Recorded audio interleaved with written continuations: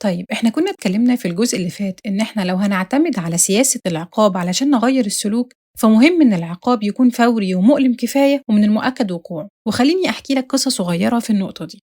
سنة 1984 صدر أول قانون لحزام الأمان في نيويورك. 14% بس اللي كانوا بيربطوا الحزام بشكل منتظم. خلال 5 سنين أكتر من نص الولايات سنت قانون ربط الحزام. سنة 2016 أكتر من 88% من السكان بقوا بيربطوا الحزام. يعني في خلال 30 سنة بقى في تحول كامل في عادات ملايين من الأشخاص. طب إيه الهدف من القصة دي؟ الفكرة إنه القواعد أو القوانين المجتمعية هي كأنها بالظبط عقد مجتمعي، فالجماعة هتتفق على إن هي تتصرف بشكل معين، ولو أنت ما عملتش زيهم هتتعاقب. فأنت كمان ممكن تشرع قانون علشان تحمل نفسك المسؤولية. اتفاق شفوي أو مكتوب تحط فيه التزامك بعادة معينة والعقاب اللي هيقع عليك لو أنت ما التزمتش بيه، وتحاول تدور على شخص أو 2 يكونوا شركاء معاك علشان يوقعوا العقد ده معاك. وحتى لو ما عملتش الخطوة دي بالكامل، بس فكرة وجود شريك ليك هيساعدك إنك تتحمل المسؤولية، لأن معرفة إن شخص بيتابعك بتمثلك حافز علشان محدش يشوفك بوصفك شخص كسول عديم الثقة وبتخلف وعودك مع الناس، لأن إحنا بنحاول دايما نقدم نسخة أفضل للعالم عن نفسنا. طيب إزاي أواظب أو أستمر على العادة الحسنة بتاعتي كل يوم؟ حاجة بسيطة جدا إنك يكون ليك مقياس بصري للتقدم بتاعك. يعني إيه؟ رقم الصفحات اللي قريتها، تو-دو ليست، وتعمل علامة قدام كل حاجة أنت عملتها. وتعود كده يكون معاك ورقة وقلم وتكتب المطلوب تعمله من العادات بتاعتك، لأنك كده بتخليها واضحة وجذابة ومشبعة وبيساعدك على زيادة تركيزك. وطبعا الموضوع ممكن يكون بعد فترة صعب لو كان حاجة يدوية، ولو حاولنا نخليها أوتوماتيكية فالكاتب بيقول لنا إن كده هيكون أسهل علينا. وابدأها واحدة واحدة، تتابع عادة واحدة وتستمر عليها لغاية ما تترسخ معاك، أفضل من إنك تتابع 10 عادات وبعد كده توقفهم كلهم. طيب لو أنا في فترة وقفت وعايز أرجع بس من جوايا حاسس إن أنا شخص مش ملتزم أو حاسس بالتقصير، خليني أقولك إن ده طبيعي وحتمي في بعض الأوقات، إن الحياة تاخدك شوية، الكمال مش ممكن. أنت ممكن تمرض لا قدر الله، يظهر طارئ، أو بيتك يحتاجك، بس فكر نفسك دايما بالقاعدة دي: إياك والانقطاع مرتين. وقفت تمرين مرة عادي، المرة اللي بعدها أنا نازل. أكلت كتير وبوظتي النظام بتاعك النهارده، الأكلة اللي بعدها هتكون مظبوطة وصحية. مش الخطأ الأول هو اللي بيدمرك، سلسلة الأخطاء اللي بعدها هي اللي بتبوظ الدنيا. وهي دي الشعرة أو السمة اللي بتفرق ما بين الناجح من غيره. اغلط مرة بس كمل بعدها.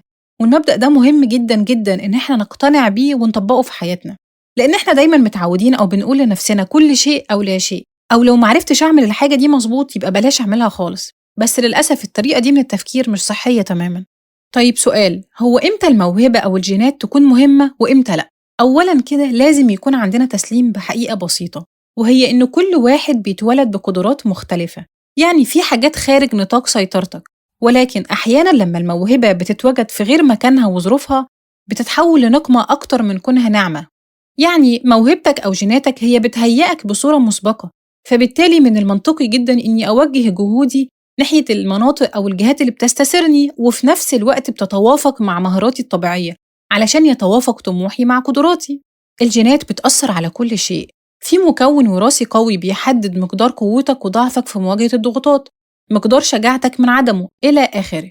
مجموعاتك المتفردة من السمات الوراثية دي بتهيئك لما بتتجمع علشان تكون شخصيتك. طيب في 5 سمات كبرى للشخصية الكاتب بيقولها لنا. أول حاجة الانفتاح للتجارب. يعني إيه؟ يعني ممكن تلاقي شخص فضولي ومبتكر، بس في شخص تاني حذر وثابت. الاجتهاد، شخص منظم وكفء، في شخص تاني متساهل وتلقائي. تالت حاجة التخالط، في شخص تلاقيه منفتح وحيوي واجتماعي جدا، في المقابل في شخص تاني ممكن تلاقيه انعزالي ومتحفظ. رابع حاجة اللطف، في شخص ممكن تلاقيه ودود ورحيم، في المقابل في شخص تاني صعب ومنفصل شعوريا. خامس حاجة الاضطراب، ممكن تلاقي شخص قلق جدا وحساس، وفي المقابل ممكن تلاقي شخص تاني واثق من نفسه هادي ومستقر. كل السمات دي ليها أسس بيولوجية. عملوا تجربة وشغلوا دوشة أو ضوضاء لأطفال الرضع، ولقوا إن في طفل راح ليها وفي طفل تاني بعد عنها. لما تتبعوا الأطفال دي لما كبروا، لقوا إن من المرجح إن الأطفال اللي بتروح للضوضاء هي بتكون شخصيتها انبساطية، في المقابل إن الطفل اللي بعد عنها مرجح إن هو يكون شخص انطوائي. الأشخاص اللي عندهم مستويات مرتفعة من اللطف بيميلوا لامتلاك مستويات أعلى من الأكسيتوسين، وده هرمون بيلعب دور مهم في الترابط الاجتماعي وزيادة مشاعر الثقة بالنفس، وأوقات ممكن يكون مضاد اكتئاب طبيعي. طيب الجزئية اللي الكاتب شرحها لنا دي مهمة جدا إن احنا نكون عارفينها واخدين بالنا منها. ليه؟ أقول لك، لأنك لما تبقى عارف إن كل واحد له طبيعة شخصية مختلفة، فهتلاقي نفسك أنت مش محتاج تعتذر أو حتى تحس بالذنب لما تلاقي نفسك مختلف عن اللي حواليك. بس كل اللي عليك أو كل اللي محتاج تعمله هو إنك تتعلم وتعرف إزاي تتعامل مع نفسك ومع اللي حواليك.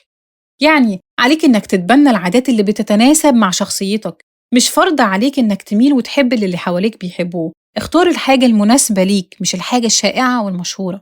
في اختياراتك في الحياة حاول تخلي الاحتمالات لصالحك. إزاي؟ من الناحية العملية من المرجح إنك هتستمتع بالحاجات اللي سهلة عليك تعملها.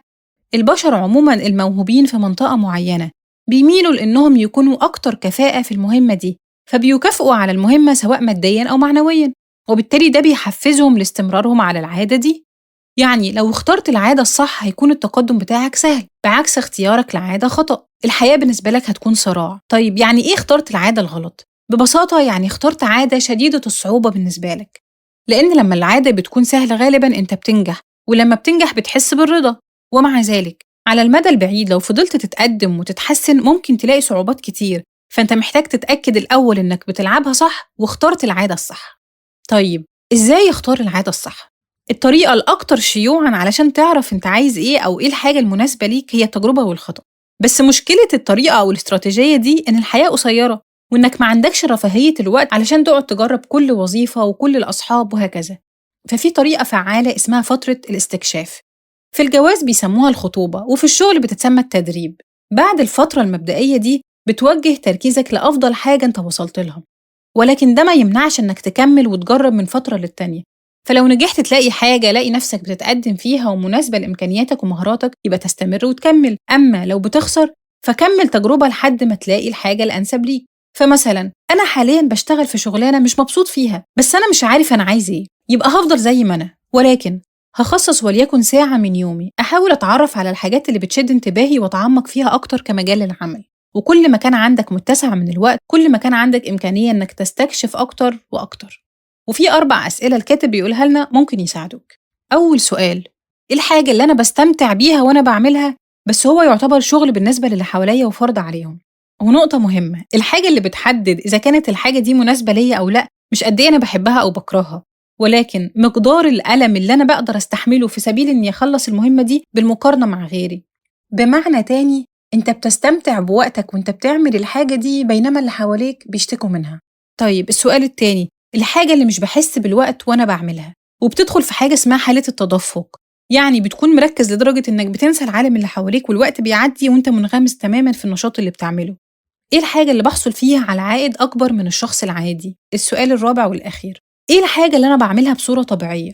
للحظة كده انسى اللي اتعلمته، تجاهل اللي المجتمع قالهولك وأقنعك بيه، تجاهل اللي حواليك متوقعينه منك واسأل نفسك السؤال ده: إيه اللي أنا بعمله بصورة طبيعية؟ في اللحظة دي هتكون أنت ومشاعرك وبس، ولا مجال لأي نقد ذاتي أو شكوك نهائي.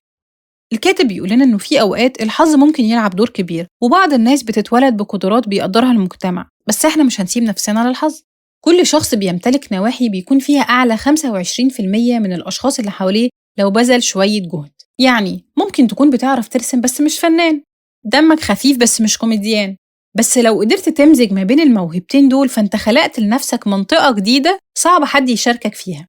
فلو ما قدرتش تكون الأفضل فأنت هتكون مختلف من خلال إنك عرفت مهاراتك وحاولت تجمعهم مع بعض. باللي انت عملته ده انت كده بتقلل مستوى التنافس وبتسهل على نفسك الظهور. يعني خلينا نقول إنك عملت لعبة جديدة انت اللي بتحط قوانينها بنفسك لنفسك. ولو قدرت تلاقي أو توجد لنفسك البيئة الأنسب اللي تحول فيها الموقف لأن احتمالات فوزك فيها أو مكسبك تكون أكبر من احتمالات خسارتك، يبقى أنت كده نجحت. بس كده، أعاننا الله وإياكم.